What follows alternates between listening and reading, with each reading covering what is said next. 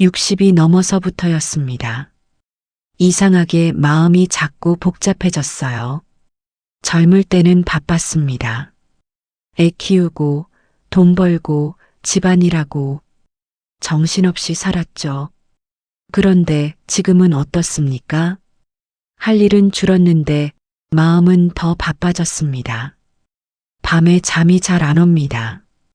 자식 걱정, 돈 걱정, 건강 걱정. 하나 해결되면 또 다른 걱정이 생깁니다. 이게 나이 드는 거구나 하고 생각했어요. 누구나 겪는 일이라고 생각했습니다. 그런데 말이죠. 정말 나이가 문제일까요?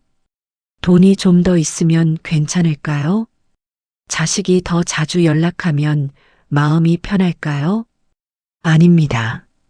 많은 분들이 착각하고 계십니다. 노후가 원래 힘든 거라고 생각하시죠.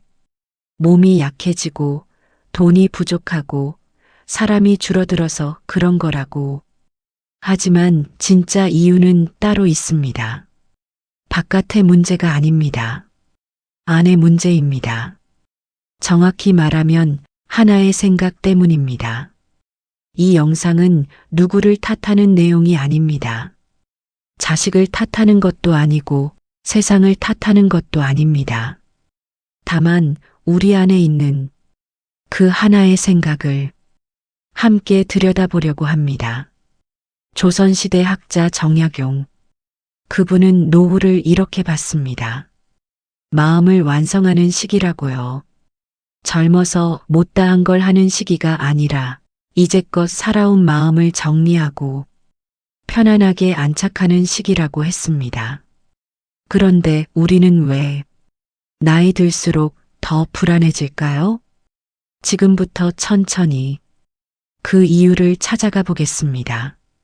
이 영상을 끝까지 보시면 여러분의 마음이 왜 힘든지 정확히 아실 수 있을 겁니다. 그리고 무엇보다 어떻게 해야 평생 흔들리지 않는 마음을 가질 수 있는지 그 기준을 얻어가실 수 있습니다.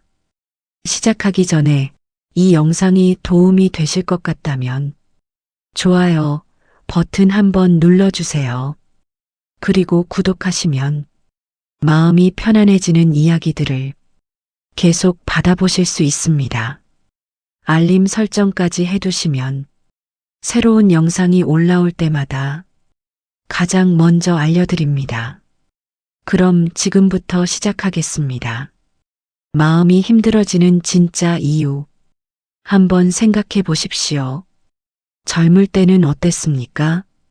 아침 일찍 일어나서 출근하고 애들 학교 보내고 밥하고 청소하고 저녁엔 또 설거지에 빨래.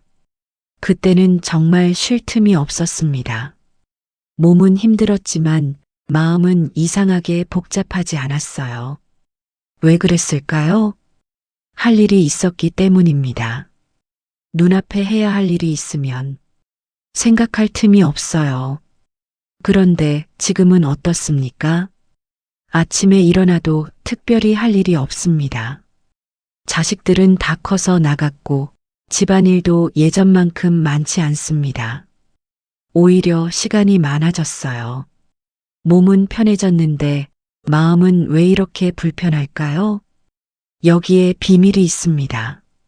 일이 줄어들면서 생각이 늘어났기 때문입니다. 젊을 때는 걱정거리가 눈에 보였습니다. 아이 학원비, 다음 달 월세, 냉장고에 반찬. 구체적이고 명확했어요. 그래서 해결도 명확했습니다. 돈을 벌면 되고 반찬을 만들면 됐죠. 하지만 지금의 걱정은 다릅니다. 애가 요즘 힘들어 보이는데 내가 아프면 어쩌지? 나중에 돈이 부족하면 어떡하지? 보셨습니까? 전부 아직 일어나지 않은 일입니다. 젊을 때는 현실을 걱정했는데 나이 들어서는 생각을 걱정하고 있는 겁니다. 이게 바로 마음이 힘들어지는 진짜 이유입니다. 정약용이라는 분이 이런 말을 남겼습니다. 마음은 가만히 두면 고요해지지 않는다. 비우려 하면 할수록 더 많은 것이 들어온다. 무슨 말일까요? 마음이라는 게 할 일이 없으면 저절로 편해지는 게 아니라는 겁니다. 오히려 반대입니다. 할 일이 없으면 마음은 스스로 일거리를 만들어냅니다. 아침에 눈 뜨면 자동으로 생각이 시작됩니다. 오늘 뭐 하지? 큰애는 잘 지내나? 건강검진 결과가 안 좋으면 어쩌지? 하나 생각하면 꼬리에 꼬리를 묻니다.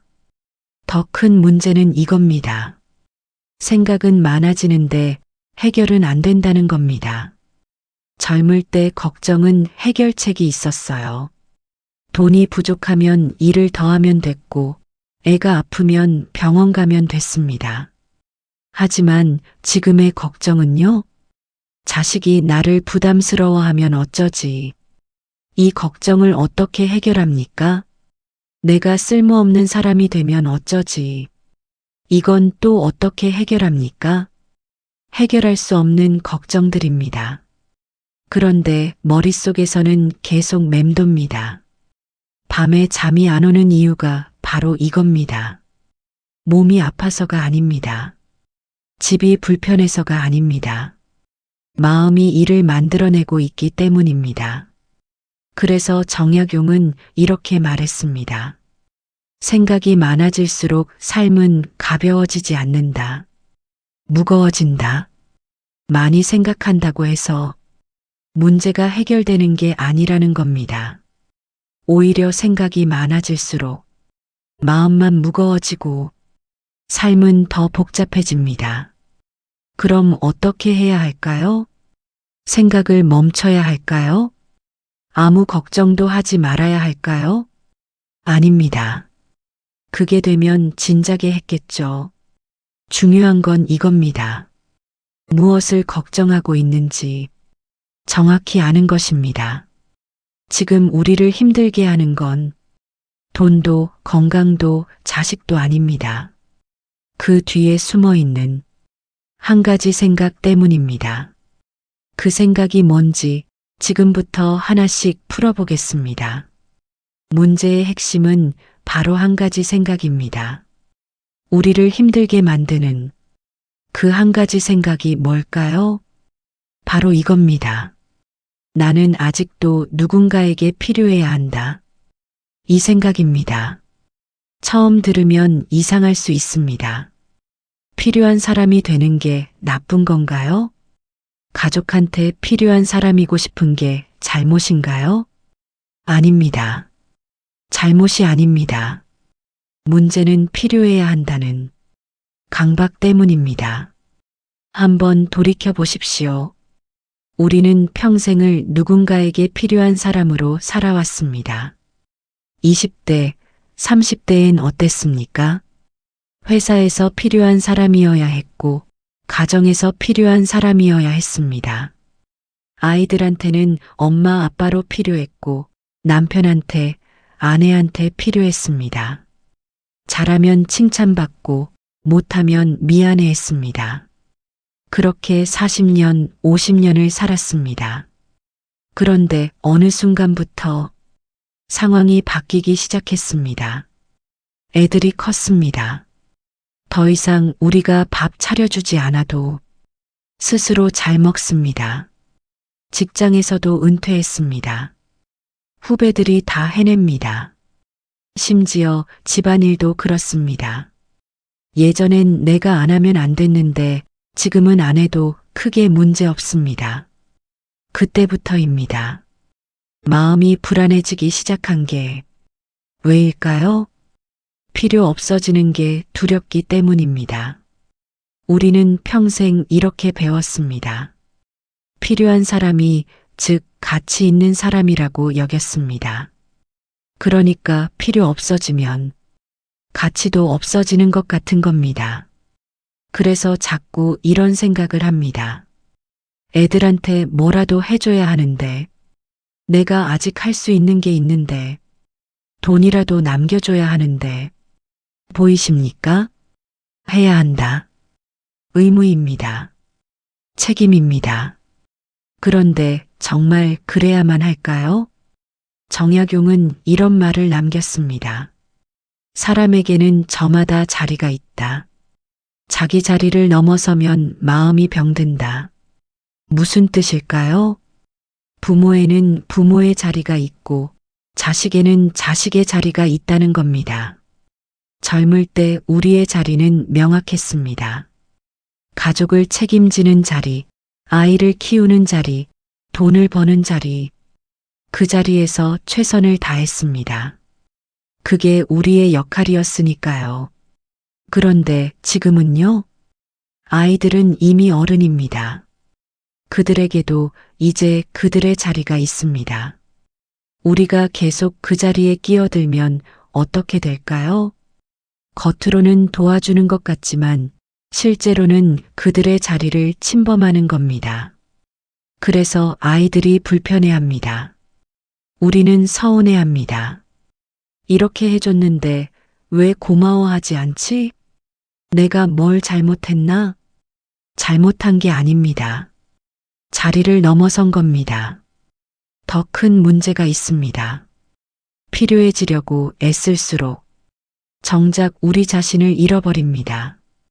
생각해 보세요.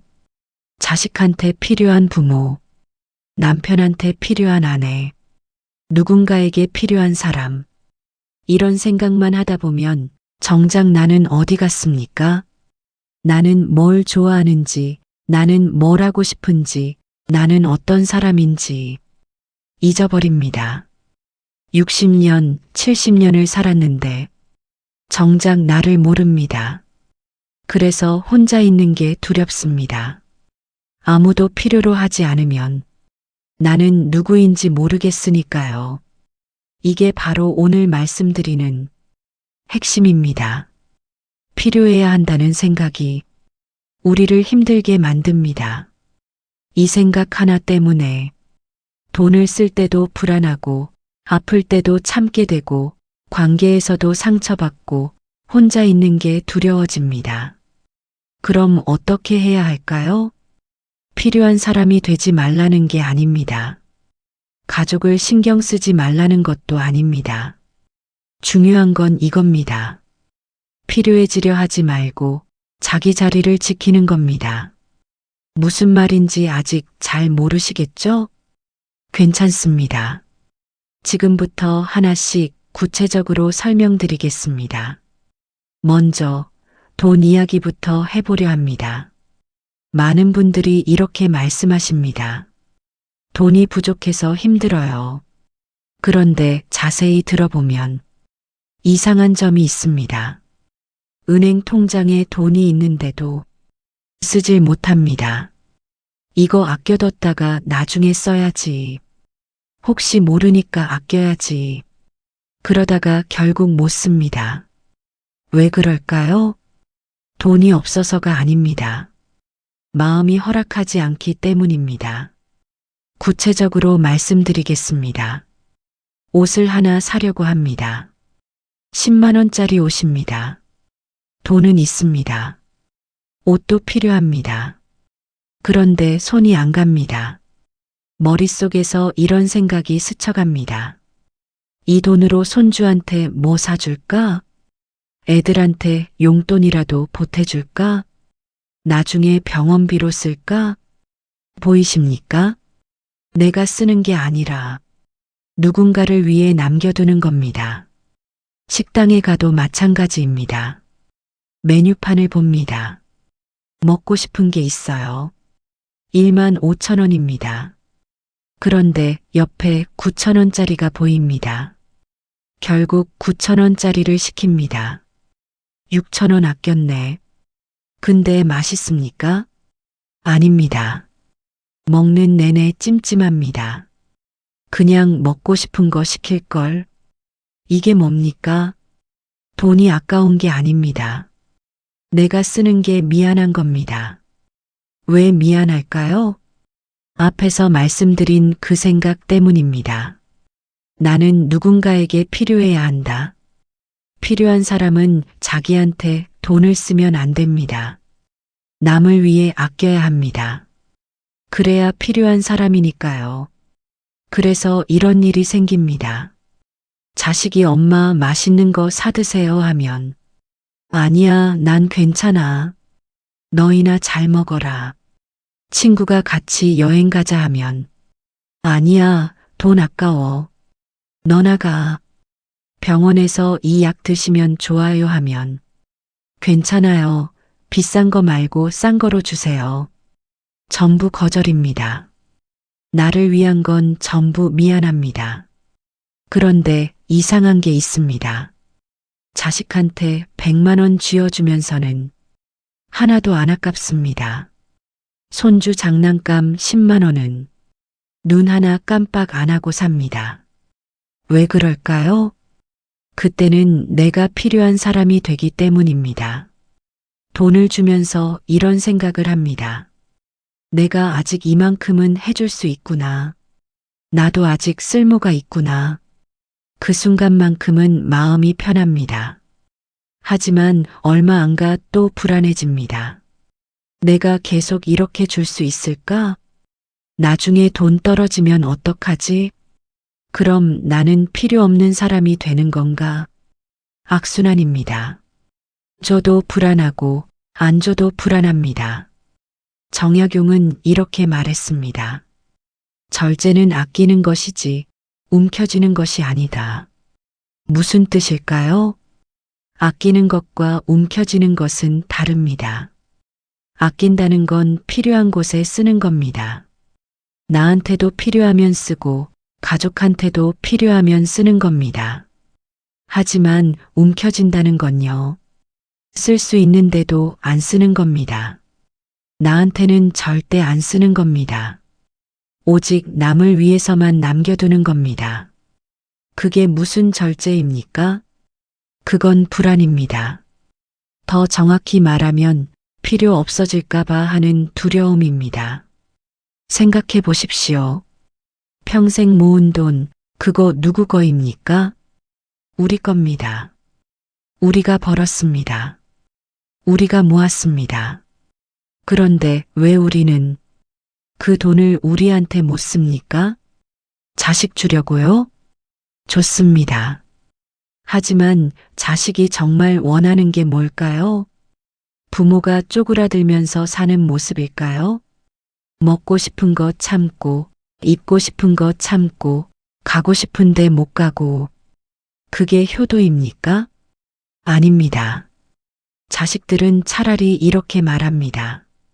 부모님이 편하게 사시는 게 더 좋아요. 그런데 우리는 못 믿습니다. 그래도 남겨줘야지. 왜요? 그래야 필요한 사람이 되니까요. 여기서 한 가지 질문을 드리겠습니다. 돈을 아끼는 게 나쁜 게 아닙니다. 자식 생각하는 것도 당연합니다. 하지만 이건 생각해 봐야 합니다. 내가 돈을 아끼는 건 자식을 위해서인가요? 아니면 나를 증명하기 위해서인가요? 나는 아직 이만큼 해줄 수 있어. 나는 아직 필요한 사람이야. 이걸 증명하려고 아끼는 거라면 그건 자식을 위한 게 아닙니다. 나를 위한 겁니다. 정확히는 내 불안을 달래기 위한 겁니다.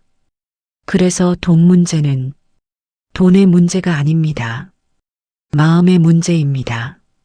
마음이 불안하면 돈이 아무리 많아도 부족합니다. 마음이 편안하면 적게 있어도 충분합니다. 그럼 어떻게 해야 할까요? 간단합니다. 자신에게 허락하십시오. 나도 이 돈 쓸 자격이 있다. 나도 편하게 살 권리가 있다. 죄책감 느낄 필요 없습니다. 미안해할 이유도 없습니다. 이미 충분히 하셨습니다. 이제는 당신 차례입니다.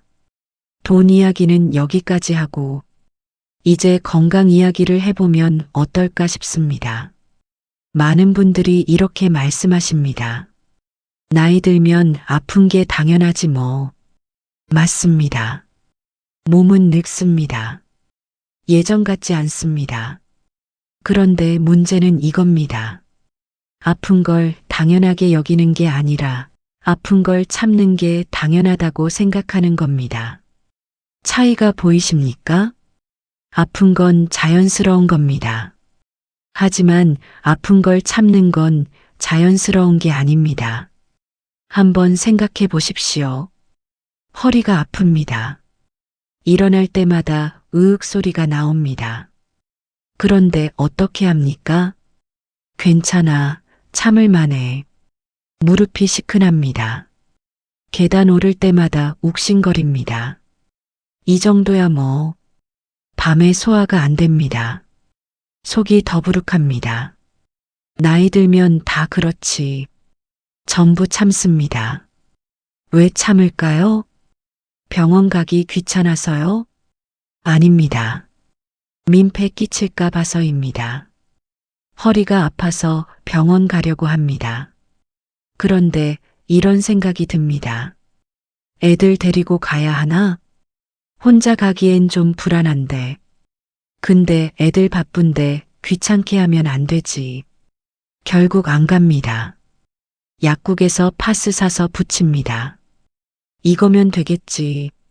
무릎이 아파서 MRI 찍어야 한다고 합니다. 그런데 비용이 30만 원입니다. 30만 원이나? 이 돈이면 손주 학원비 보태주지. 나야 뭐 참으면 되는 거지. 안 찍습니다. 당뇨약을 먹어야 합니다. 의사가 꼭 드세요 합니다. 그런데 약값이 한 달에 5만 원입니다. 매달 5만 원씩이나? 1년이면 60만 원인데. 괜찮아. 조심해서 먹으면 되지. 끊습니다. 보이십니까? 병이 문제가 아닙니다. 내가 아프면 누군가에게 짐이 된다는 생각이 문제입니다. 우리 세대는 이렇게 배웠습니다. 아픈 내색하지 마라. 참는 게 미덕이다. 남한테 패 끼치지 마라. 그래서 평생 참았습니다. 애 키울 때도 아파도 참았습니다. 애들 챙겨야지. 일할 때도 아파도 참았습니다. 돈 벌어야지. 그렇게 50년을 참았습니다. 이제는 어떻습니까? 참는 게 습관이 됐습니다. 아픈 걸 말하는 게 이상하게 느껴집니다. 더 큰 문제가 있습니다. 아픈 걸 말하면 필요 없는 사람이 되는 것 같은 겁니다. 생각해 보세요. 젊을 때는 우리가 뭐였습니까? 가족을 돌보는 사람이었습니다. 아이가 아프면 우리가 챙겼습니다. 배우자가 힘들면 우리가 돌봤습니다. 우리는 돌보는 사람이었어요. 돌봄을 받는 사람이 아니었습니다. 그런데 지금 내가 아프다고 하면요. 입장이 바뀝니다. 돌보는 사람에서 돌봄받는 사람이 되는 겁니다. 그게 싫습니다. 그러면 짐이 되는 것 같습니다. 그래서 숨깁니다. 나는 괜찮아. 정약용은 이렇게 말했습니다. 몸은 책임이 아니라 관리 대상이다. 무슨 뜻일까요?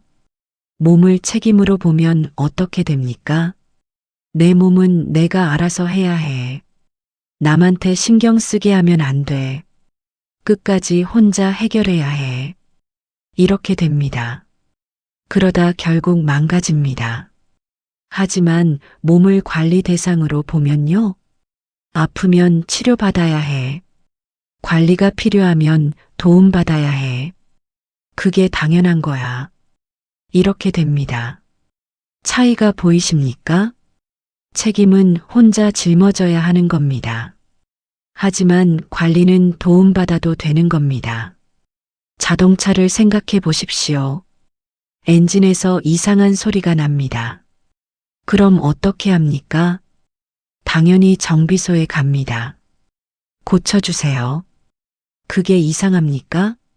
아닙니다. 당연한 겁니다. 그런데 우리 몸은 왜 정비소에 안 갑니까? 괜찮아. 조금만 참으면 돼. 자동차는 이상하면 바로 고치면서 몸은 왜 참습니까? 여기서 중요한 걸 말씀드리겠습니다.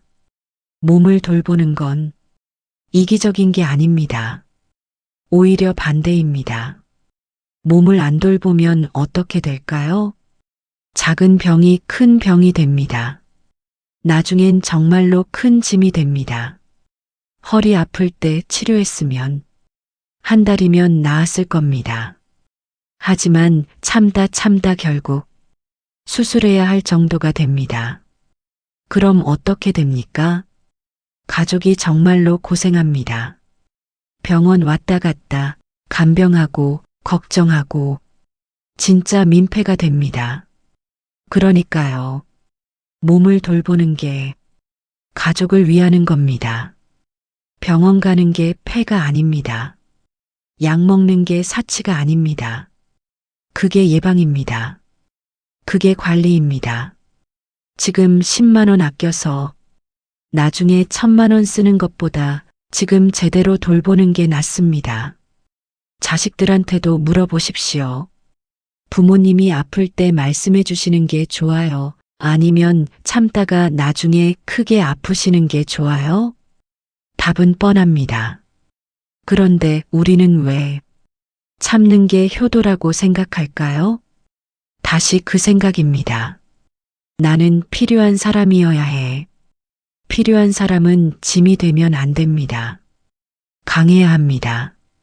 스스로 해결해야 합니다. 그 생각 때문에 몸도 마음도 망가지는 겁니다. 이제는 생각을 바꿔야 합니다. 아픈 건 잘못이 아닙니다. 나이 들면 당연한 겁니다.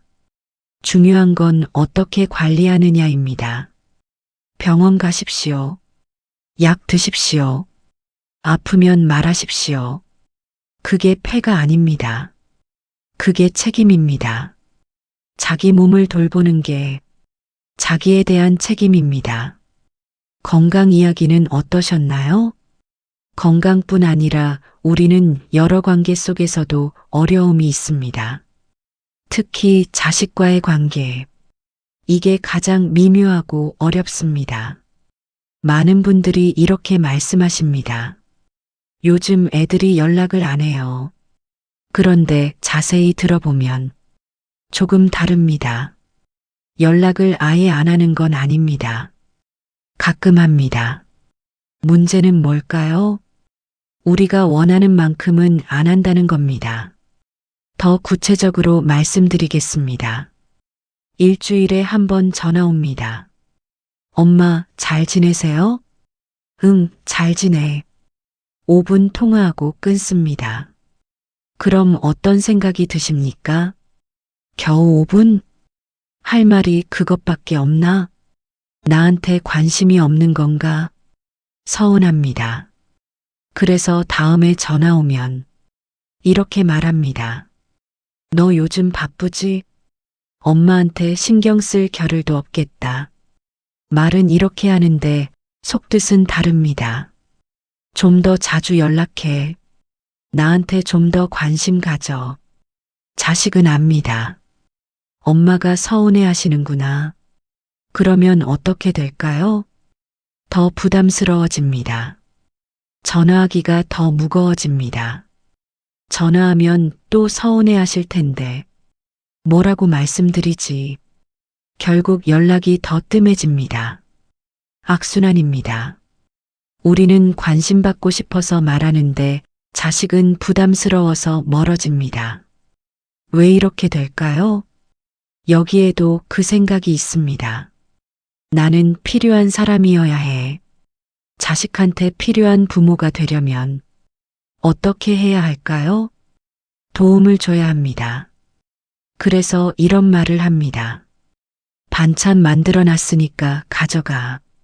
돈 좀 가져가. 내가 손주 봐줄까? 보이십니까?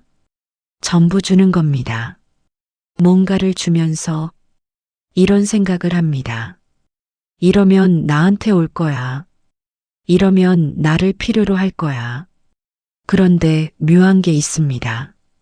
뭔가를 주고 나면 기대가 생깁니다. 반찬 해줬으니까 맛있었다고 연락 오겠지. 돈 줬으니까 고맙다고 전화 오겠지. 손주 봐줬으니까 자주 오겠지. 기대합니다. 그런데 연락이 안 옵니다. 처음엔 바쁘나 보다 합니다. 이틀이 지나도 연락 없습니다. 서운합니다. 그러다 일주일 뒤에 연락 옵니다. 엄마, 잘 지내세요? 그럼 어떻게 말합니까? 응, 잘 지내. 근데 목소리가 다릅니다. 차갑습니다. 자식이 알아챕니다. 엄마가 화나셨나? 물어봅니다. 무슨 일 있으세요? 그럼 이렇게 말합니다. 아니야, 아무 일도 없어. 근데 있습니다. 서운한 마음이 있습니다. 보이십니까? 말과 마음이 다릅니다. 왜 솔직하게 말 못할까요? 말하면 잔소리 같고, 말하면 부담 주는 것 같고, 말하면 필요 없는 사람이 될 것 같아서입니다. 그래서 참습니다. 그러다 쌓입니다. 다음에 또 뭔가 줍니다. 또 기대합니다. 또 서운해합니다. 이게 반복됩니다. 정약용은 이런 말을 남겼습니다. 가까운 사람일수록 선을 지켜야 한다. 무슨 뜻일까요? 가깝다고 해서 뭐든 해줘도 되는 게 아니라는 겁니다. 특히 기대하면서 주면 안 된다는 겁니다. 선을 지킨다는 게 뭘까요? 차갑게 대하라는 게 아닙니다. 거리를 두라는 것도 아닙니다. 주고 싶어서 주고 기대는 내려놓는 겁니다.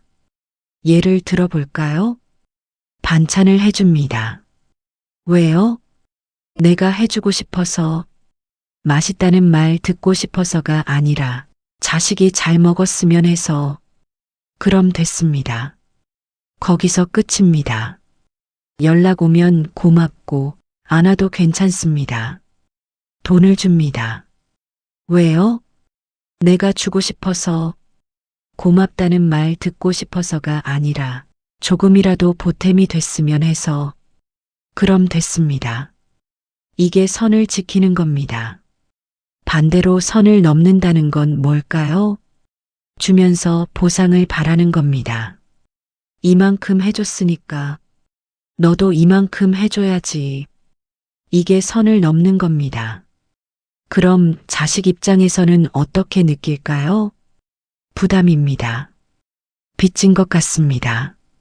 엄마가 이렇게 해주시는데 나는 아무것도 못 해드리고 있네.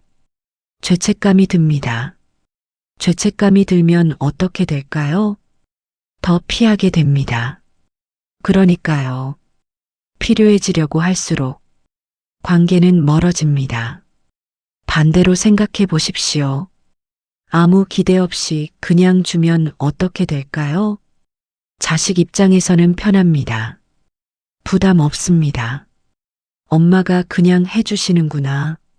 내가 뭔가 해드려야 해서가 아니라 그냥 해주시는구나. 그럼 오히려 고맙습니다. 진심으로 고맙습니다. 그때 연락이 옵니다.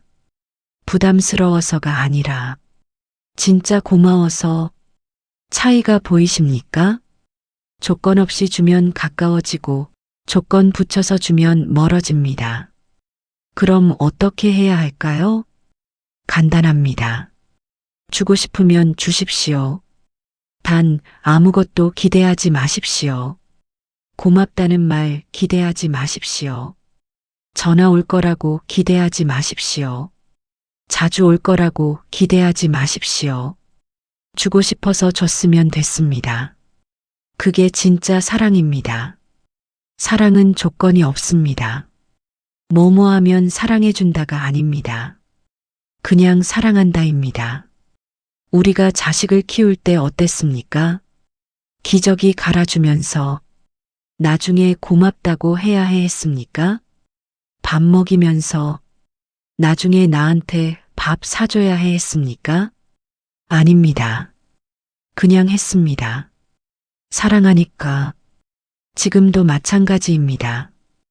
해주고 싶으면 해주십시오. 하지만 아무것도 바라지 마십시오. 그게 자식을 편하게 해주는 겁니다. 그게 관계를 편하게 만드는 겁니다. 필요해지려 하지 말고 그냥 옆에 있어 주십시오. 연락 자주 안 와도 괜찮습니다. 자주 안 와도 사랑하는 건 똑같습니다. 관계는 빈도가 아닙니다. 바로 마음입니다. 마음이 중요함을 놓치지 않으시길 바랍니다. 사람과의 관계도 어렵지만 나이 들면서 또 가장 무서운 게 뭔지 아십니까?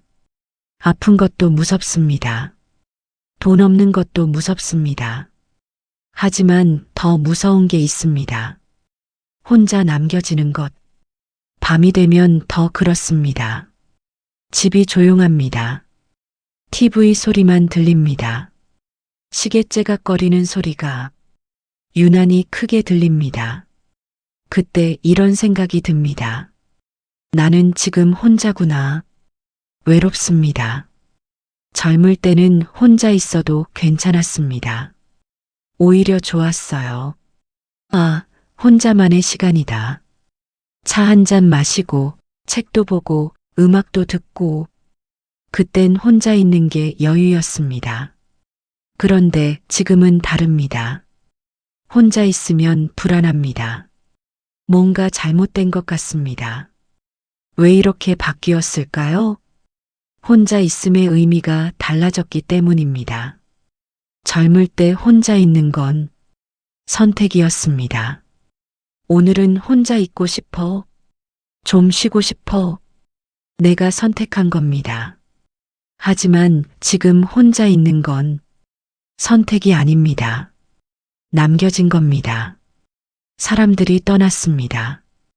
친구들은 하나둘 멀어졌고, 자식들은 각자 바쁘고, 배우자는 더 이상 없거나 각자의 세계에 있습니다. 그러니까 혼자가 된 겁니다. 이게 차이입니다. 선택한 혼자와 남겨진 혼자는 완전히 다릅니다. 그래서 밤이 무섭습니다. 낮에는 괜찮습니다. TV도 보고 산책도 하고 뭐라도 할 게 있습니다. 하지만 밤은 다릅니다. 할 게 없습니다. 침대에 누우면 생각만 많아집니다. 나는 왜 이렇게 됐을까? 사람들은 다 어디 갔을까? 나는 이제 필요 없는 사람인가? 또 그 생각입니다. 필요 없어졌다, 즉 버려졌다. 이렇게 생각하는 겁니다. 그런데 정말 그럴까요? 생각해 보십시오. 자식이 독립했습니다. 그게 우리를 버린 걸까요? 아닙니다. 그건 자연스러운 겁니다. 새가 둥지를 떠나듯이 자식은 독립해야 합니다. 친구가 줄었습니다. 그게 우리를 싫어해서일까요? 아닙니다. 나이 들면 당연히 사람이 줄어듭니다. 건강도 예전 같지 않고 관심사도 달라지고 자연스럽게 만남이 줄어듭니다. 배우자와 대화가 줄었습니다. 그게 사랑이 식어서일까요? 꼭 그렇지 않습니다. 오래 살다 보면 말이 필요 없어지는 겁니다. 이미 다 아니까요. 그러니까 말입니다. 혼자 있게 되는 건 버려진 게 아닙니다. 인생의 자연스러운 흐름입니다. 정약용은 이렇게 말했습니다. 혼자 있는 시간은 벌이 아니라 정리의 시간이다. 무슨 뜻일까요? 젊을 때는 채우는 시기였습니다. 배워야 하고, 일해야 하고, 쌓아야 했습니다. 그래서 바빴습니다. 사람도 많이 만났습니다. 하지만 지금은요? 정리하는 시기입니다. 쌓아놨던 것들을 하나씩 정리하는 겁니다. 필요 없는 건 내려놓고 중요한 건 남기고 마음을 정돈하는 시기입니다. 그러려면 혼자 있는 시간이 필요합니다. 생각할 시간, 돌아볼 시간, 나를 마주할 시간. 그게 고독입니다. 고독과 외로움은 다릅니다. 외로움은 누군가가 없어서 느끼는 겁니다. 고독은 나와 함께 있는 겁니다. 차이가 보이십니까? 외로움은 타인을 찾습니다. 누군가 좀 있어줬으면. 고독은 나를 찾습니다. 나는 누구인가? 우리는 지금 외롭습니다. 하지만 고독할 수는 있습니다. 어떻게요? 혼자 있는 시간의 의미를 바꾸는 겁니다. 나는 버려진 게 아니야. 나는 지금 나를 만나는 시간이야. 이렇게 생각하는 겁니다. 구체적으로 말씀드리겠습니다. 아침에 일어났습니다. 집이 조용합니다. 예전 같으면 이렇게 생각했겠죠. 아무도 없네. 외롭다. 이제는 이렇게 생각해 보십시오. 오늘은 나만의 시간이구나. 차 한 잔 천천히 마십니다. 창밖을 봅니다. 오늘 날씨가 좋네. 그것만으로도 충분합니다. 저녁이 됐습니다. 혼자 밥을 먹습니다. 예전 같으면 이렇게 생각했겠죠. 혼자 먹으니 맛없다. 이제는 이렇게 생각해 보십시오. 천천히 먹을 수 있구나. TV 보지 않고 휴대폰 보지 않고 그냥 밥맛을 느껴봅니다. 이 반찬 내가 만든 거네. 꽤 맛있네. 그것만으로도 충분합니다. 밤이 됐습니다. 침대에 눕습니다. 예전 같으면 이렇게 생각했겠죠. 오늘도 혼자구나. 내일도 혼자겠지. 이제는 이렇게 생각해 보십시오. 오늘 하루도 잘 살았다. 작은 것들을 떠올려 봅니다. 아침에 마신 차, 산책하면서 본 꽃, 저녁에 먹은 밥. 나쁘지 않았네. 그것만으로도 충분합니다. 보이십니까? 혼자 있는 게 문제가 아닙니다. 혼자 있는 시간을 어떻게 보느냐가 문제입니다. 버려진 시간으로 보면 외롭습니다. 나만의 시간으로 보면 고독입니다. 외로움은 고통이지만 고독은 자산입니다. 왜 자산일까요? 고독 속에서 우리는 비로소 나를 만납니다. 평생 누군가의 엄마, 아빠, 남편, 아내로 살았습니다. 이제는 나로 살 시간입니다. 그게 노후입니다. 필요한 사람이 되려고 애쓰는 시기가 아니라 나답게 사는 시기입니다. 그러려면 혼자 있는 시간이 필요합니다. 그 시간 속에서 나를 찾고 나를 돌보고 나를 사랑하는 겁니다. 두려워하지 마십시오. 혼자 있다고 해서 가치가 없어지는 게 아닙니다. 오히려 반대입니다. 혼자 있을 수 있어야 진짜 나를 찾을 수 있습니다. 고독을 받아들이십시오. 그 안에서 평안을 찾으십시오. 고독 이야기였습니다. 이제 그럼 이 문제들을 어떻게 해결하면 좋을까요? 정약용이 말한 자리를 지키는 삶에 대한 이야기입니다. 저희는 돈, 건강, 관계, 고독에 대해 생각해 보았습니다. 그런데 보셨습니까? 전부 같은 문제였습니다. 나는 누군가에게 필요해야 한다. 이 생각 하나 때문에 돈을 못 쓰고 아픈 걸 참고 관계에서 상처받고 혼자 있는 게 두려웠습니다. 그럼 이제 질문입니다. 어떻게 해야 이 생각에서 벗어날 수 있을까요? 정약용은 답을 남겼습니다. 자기 자리를 지켜라. 그게 뭔지 이제 정확히 말씀드리겠습니다. 먼저 역할과 자리는 다릅니다. 역할은 뭡니까? 부모 역할, 배우자 역할, 직장인 역할. 이건 다른 사람과의 관계 속에서 생기는 겁니다. 자식이 있어야 부모 역할이 생기고 회사가 있어야 직장인 역할이 생깁니다. 그러니까 역할은 상황에 따라 바뀝니다. 자식이 커서 독립하면 부모 역할이 줄어듭니다. 은퇴하면 직장인 역할이 사라집니다. 배우자가 먼저 가시면 그 역할도 바뀝니다. 이게 역할입니다. 바뀌는 겁니다. 그런데 자리는 다릅니다. 자리는 상황과 관계없이 나에게 주어진 것입니다. 무슨 말이냐면요. 저는 누군가의 부모이기 전에 한 사람입니다. 누군가의 배우자이기 전에 한 사람입니다. 이게 제 자리입니다. 역할은 바뀌어도 자리는 안 바뀝니다. 자식이 크고 은퇴하고 배우자가 없어져도 나는 여전히 한 사람입니다. 차이가 보이십니까? 우리가 힘든 이유는 역할과 자리를 혼동했기 때문입니다. 구체적으로 설명하겠습니다. 젊을 때 우리는 여러 역할을 했습니다. 부모 역할, 애들 잘 키워야 해. 배우자 역할, 가정을 잘 지켜야 해. 직장인 역할, 일을 잘해야 해. 이 역할들을 하면서 우리는 필요한 사람이었습니다. 그런데 문제가 뭡니까? 역할을 내 자리라고 착각한 겁니다. 나는 부모다. 나는 가장이다. 나는 직장인이다. 이게 내 정체성이 됐습니다.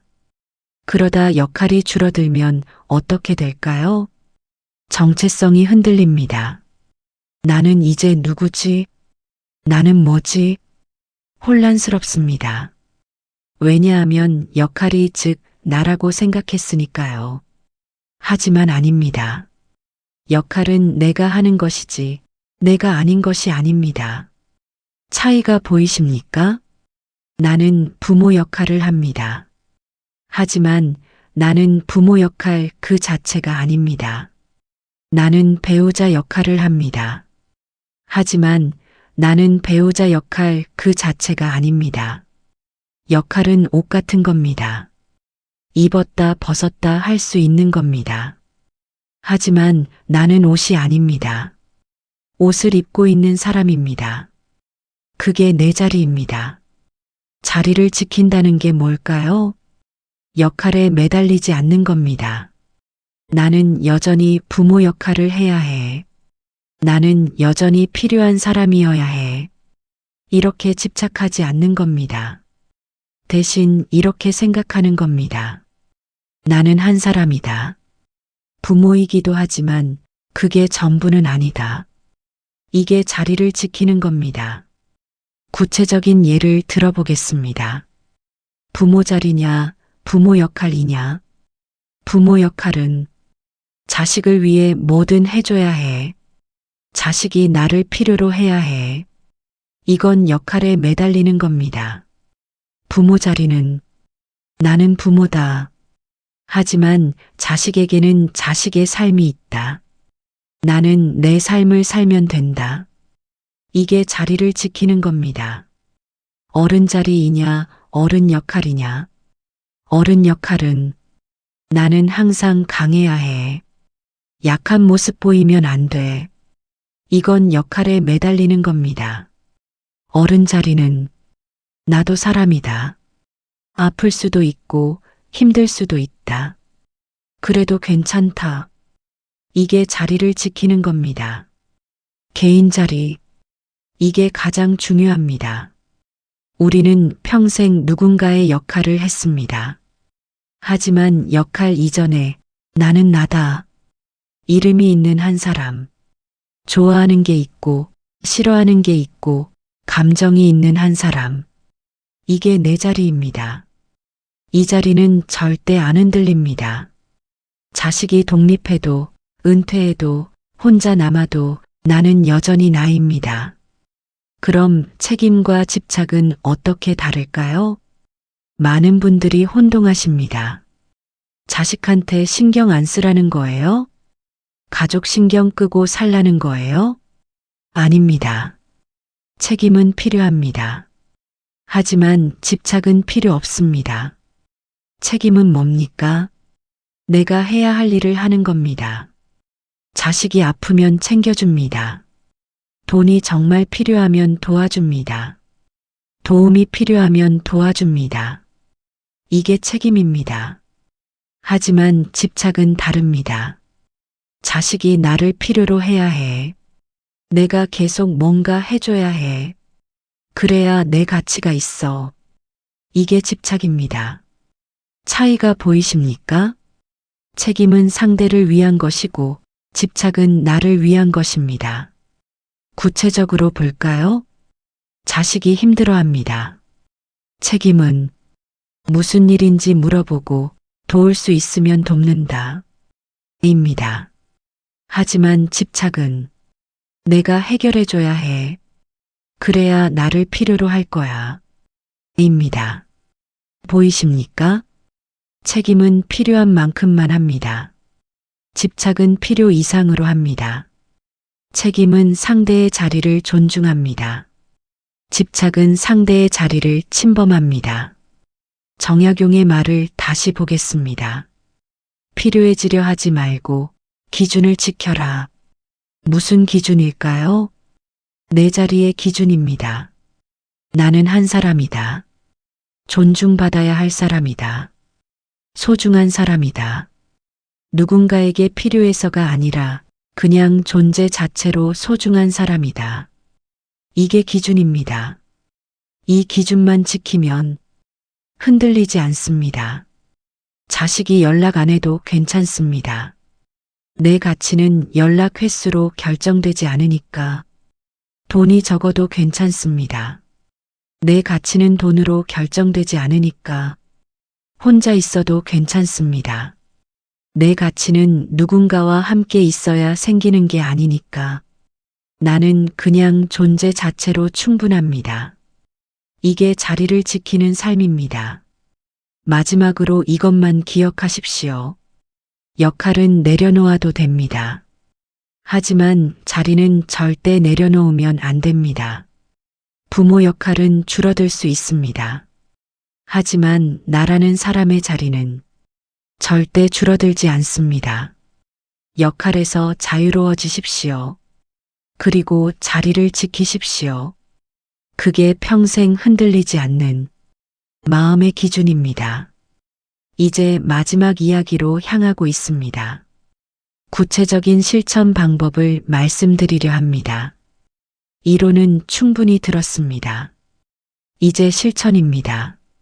그래서 어떻게 하라는 건데? 이렇게 생각하실 겁니다. 걱정 마십시오. 어렵지 않습니다. 거창한 게 아닙니다. 아주 작은 것부터 시작하면 됩니다. 첫 번째, 하루에 한 번 이 질문을 하십시오. 매일 저녁 잠들기 전에 스스로에게 물어보십시오. 오늘 나는 누군가를 증명하려 했나? 간단한 질문입니다. 하지만 강력합니다. 예를 들어볼까요? 오늘 자식한테 반찬을 줬습니다. 질문합니다. 나는 왜 줬을까? 진짜 주고 싶어서였나요? 아니면 좋은 부모를 증명하려고였나요? 오늘 친구 만남을 거절했습니다. 질문합니다. 나는 왜 안 갔을까? 진짜 피곤해서였나요? 아니면 돈이 아까워서 누군가를 위해 아껴야 한다고 생각해서였나요? 오늘 아픈 걸 참았습니다. 질문합니다. 나는 왜 참았을까? 진짜 참을 만해서였나요? 아니면 강한 사람을 보여주려고였나요? 이렇게 하루에 한 번 자신을 들여다보는 겁니다. 증명하려 했다면 그냥 알아차리기만 하면 됩니다. 아, 오늘 나는 증명하려 했구나.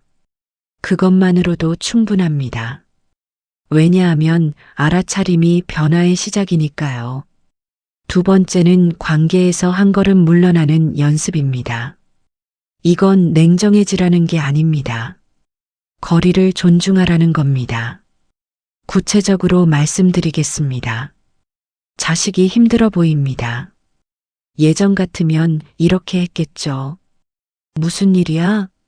엄마가 도와줄게. 이제는 이렇게 해보십시오. 힘들어 보이네. 필요하면 언제든 말해. 차이가 보이십니까? 전자는 내가 들어가는 겁니다. 후자는 문을 열어두는 겁니다. 전자는 내가 해결해 줄 게이고 후자는 내가 원하면 돕겠어입니다. 이게 한 걸음 물러나는 겁니다. 또 다른 예를 들어볼까요? 자식이 뭔가 결정을 해야 합니다. 예전 같으면 이렇게 했겠죠. 엄마 생각엔 이게 나을 것 같아. 이제는 이렇게 해보십시오. 내가 어떻게 생각하는데? 먼저 듣는 겁니다. 먼저 조언하지 않는 겁니다. 이게 한 걸음 물러나는 겁니다.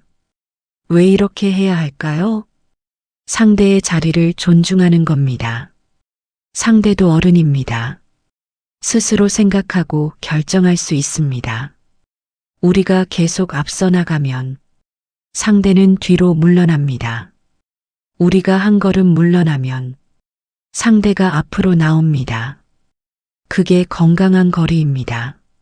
세 번째는 나를 증명하려 하지 않는 연습. 이게 가장 어렵습니다. 하지만 가장 중요합니다. 우리는 평생을 증명하며 살았습니다. 나는 좋은 부모야. 나는 책임감 있는 사람이야. 나는 쓸모 있는 사람이야. 이제는 멈춰야 합니다. 어떻게요? 아무것도 안 해도 괜찮다는 걸 받아들이는 겁니다. 오늘 아무것도 안 했습니다. TV만 봤습니다. 예전 같으면 이렇게 생각했겠죠. 나는 게으른 사람이네. 이러면 안 되는데. 이제는 이렇게 생각해 보십시오. 오늘은 쉬는 날이었구나. 그래도 괜찮아. 증명하지 않는 겁니다. 자식한테 아무것도 안 해줬습니다. 전화도 안 하고 돈도 안 주고 반찬도 안 해줬습니다. 예전 같으면 불안했겠죠. 나는 나쁜 부모인가? 이제는 이렇게 생각해 보십시오. 오늘은 그럴 필요가 없었어. 그래도 나는 좋은 부모야. 증명하지 않는 겁니다. 보이십니까? 뭔가를 해야 가치가 생기는 게 아닙니다. 가만히 있어도 아무것도 안 해도 나는 충분히 가치 있는 사람입니다. 이걸 받아들이는 겁니다. 처음엔 어색합니다. 죄책감도 들 수 있습니다. 괜찮습니다. 천천히 하면 됩니다. 하루에 한 가지만. 오늘은 나를 증명하지 않았다. 이것만 해도 충분합니다. 네 번째는 작은 것부터 나를 위해 쓰는 연습입니다. 돈 이야기에서 했던 거 기억하십니까? 나한테 돈 쓰는 게 미안하다고 했죠. 이제 연습해야 합니다. 거창한 거 말고 아주 작은 것부터. 오늘 카페에 갔습니다. 아메리카노는 4,000원, 카페라떼는 5,000원입니다. 예전 같으면 아메리카노를 시켰겠죠. 1,000원 아끼자. 이제는 카페라떼를 시켜보십시오. 마음이 불편할 겁니다. 괜히 비싼 거 시켰나? 그럴 때 이렇게 생각하십시오. 나도 맛있는 거 마실 자격이 있어. 그리고 천천히 마십니다. 음미합니다. 맛있네. 그것만으로도 충분합니다. 또 다른 예를 들어볼까요? 장을 봅니다. 좋아하는 과일이 있습니다. 좀 비쌉니다. 예전 같으면 안 샀겠죠. 아까워. 이제는 사보십시오. 집에 와서 먹습니다. 맛있습니다. 그때 이렇게 생각하십시오. 이 돈 아깝지 않네. 작은 것부터 시작하는 겁니다. 1,000원짜리부터, 5,000원짜리부터 점점 익숙해집니다. 그러다 보면 나중에는 자연스러워집니다. 나한테 쓰는 게 당연하네. 이게 목표입니다. 다섯 번째는 이 말을 자주 하십시오. 말에는 힘이 있습니다. 스스로에게 하는 말은 더 강력합니다. 이 말들을 자주 하십시오. 나는 충분히 했어. 이제는 내 차례야. 나도 중요한 사람이야. 나는 존재 자체로 소중해. 처음엔 믿기지 않을 수 있습니다. 이게 무슨 소용이야?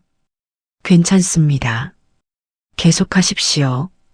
매일 아침 거울을 보면서 한 번, 매일 저녁 잠들기 전에 한 번, 나는 충분히 잘하고 있어. 이렇게 말하십시오. 말하다 보면 조금씩 믿게 됩니다. 말이 생각을 바꾸고 생각이 마음을 바꿉니다. 마지막으로 이것만 기억하십시오. 완벽하게 할 필요 없습니다. 오늘 실수했으면 괜찮습니다. 내일 다시 하면 됩니다. 오늘 증명하려 했으면 괜찮습니다. 내일은 안 하면 됩니다. 중요한 건 방향입니다. 완벽하게 가는 게 아니라 조금씩 나아가는 겁니다. 어제보다 오늘, 오늘보다 내일 조금씩 나를 위하는 겁니다. 조금씩 증명해서 벗어나는 겁니다. 조금씩 내 자리를 찾아가는 겁니다. 그러면 됩니다. 1년 뒤에는 지금과 다른 사람이 돼 있을 겁니다. 필요해지려고 애쓰지 않는 사람, 조용하지만 단단한 사람, 흔들리지 않는 사람. 그게 진짜 노후입니다. 걱정하지 마십시오. 여러분은 이미 충분히 잘하고 있습니다. 이제는 편안히 사실 때입니다. 마지막 이야기를 들려드리겠습니다. 여기까지 오셨습니다. 긴 이야기였습니다. 끝까지 들어주셔서 고맙습니다. 마지막으로 이것만 말씀드리고 싶습니다. 당신이 힘든 건 당신이 부족해서가 아닙니다. 돈이 부족해서도 아니고 건강이 안 좋아서도 아니고 자식이 잘못해서도 아닙니다. 단지 하나의 생각 때문이었습니다. 나는 누군가에게 필요해야 한다. 이 생각이 당신을 힘들게 만들었습니다. 그런데 이제 아셨을 겁니다. 필요해지려 하지 않아도 된다는 것. 당신은 이미 충분히 해왔습니다. 자식을 키웠습니다. 가정을 지켰습니다. 일을 했습니다. 50년, 60년, 어떤 분은 70년. 그렇게 살아왔습니다. 이미 충분히 역할을 다 했습니다. 이제는 내려놓아도 됩니다. 내려놓는다는 게 무책임해지라는 게 아닙니다. 자식을 신경 쓰지 말라는 것도 아니고 가족을 외면하라는 것도 아닙니다. 증명하려 하지 말라는 겁니다. 나는 아직도 할 수 있어. 나는 아직도 필요한 사람이야. 이걸 증명하려고 애쓰지 말라는 겁니다. 당신은 증명하지 않아도 이미 충분한 사람입니다. 존재 자체로 충분합니다. 정약용은 이렇게 말했습니다. 나이 들면 약해지는 게 아니라 완성되는 것이다. 젊을 때는 채우는 시기였습니다. 배우고 쌓고 키우는 시기. 하지만 지금은 다릅니다. 완성하는 시기입니다. 쌓아온 것을 정리하고 중요한 것을 남기고 마음을 편안히 안착시키는 시기. 그러려면 필요해지려는 마음을 내려놓아야 합니다. 그리고 자기 자리를 지켜야 합니다. 자리를 지킨다는 것. 다시 한번 말씀드립니다. 역할은 바뀌어도 괜찮습니다. 부모 역할이 줄어들어도 어른 역할이 바뀌어도 그건 자연스러운 겁니다. 하지만 자리는 안 바뀝니다. 당신은 여전히 소중한 한 사람입니다. 그 자리만 지키면 됩니다. 오늘부터 시작하십시오. 거창한 것 말고 아주 작은 것부터 오늘 저녁 잠들기 전에 스스로에게 물어보십시오. 오늘 나는 나를 증명하려 했나? 그것만으로도 충분합니다. 내일은 카페에서 좋아하는 음료를 시켜보십시오. 작은 것부터 천천히, 그러다 보면 조금씩 편안해집니다. 마음은 하루아침에 바뀌지 않습니다. 50년, 60년 해온 생각을 하루에 바꿀 순 없습니다. 괜찮습니다. 천천히 하면 됩니다. 중요한 건 방향입니다. 어제보다 오늘, 오늘보다 내일 조금씩 나를 위하는 겁니다. 그러면 1년 뒤엔 지금과 다른 사람이 돼 있을 겁니다. 필요해지려 애쓰지 않는 사람, 조용하지만 단단한 사람, 흔들리지 않는 마음을 가진 사람. 그게 진짜 노후입니다. 정약용의 말로 마무리하겠습니다. 사람의 마음은 물과 같아서 가만히 두면 저절로 맑아진다. 억지로 맑게 하려 하지 마라. 그냥 흔들지 않으면 된다. 당신의 마음도 마찬가지입니다. 필요해지려 애쓰지 마십시오. 증명하려 하지 마십시오. 그냥 가만히 있으십시오. 그러면 마음은 저절로 맑아집니다. 저절로 편안해집니다. 이 영상이 당신의 마음에 작은 평안이 되었길 바랍니다. 당신은 이미 충분합니다. 이미 잘하고 있습니다. 이제는 편히 쉬셔도 됩니다. 고맙습니다. 이 영상이 도움이 되셨다면 좋아요와 구독 부탁드립니다. 영상 설명란에 오늘 내용을 정리한 글을 남겨두었습니다. 필요하실 때 다시 보시면서 마음을 다잡으시길 바랍니다. 여러분 모두 평안한 하루 보내시길 바랍니다. 시청해 주셔서 감사합니다.